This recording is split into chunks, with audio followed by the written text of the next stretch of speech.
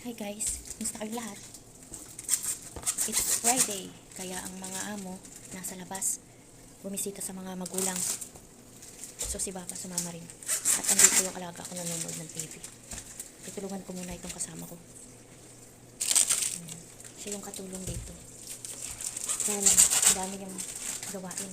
Tulungan ko siya. Ito guys, kasi dito sa bahay, pinapahiwa na nila yan. 3 kahon yan, bali 30 piraso. Ikakat na para pag nagluto, bilis na lang mag-defrost. Kasi pag nagkatay pa siya, marami siyang gagawin. Maraming utos sa kanya. Lalo na pag nandito yung babae. Masungit yung amo naming babae dito sa kabila. Pero okay lang. Mabait naman siya sa akin. Mabait din naman. Medyo may maldita lang.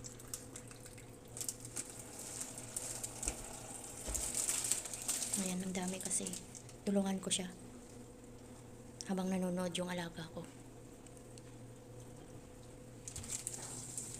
Hiwain lang namin.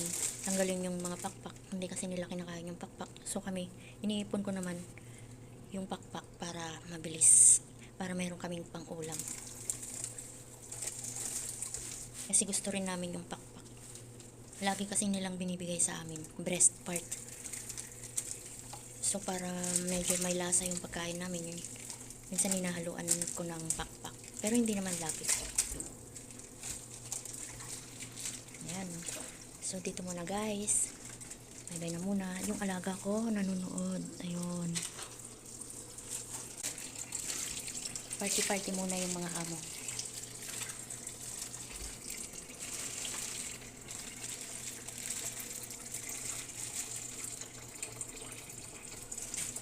Kasi Friday.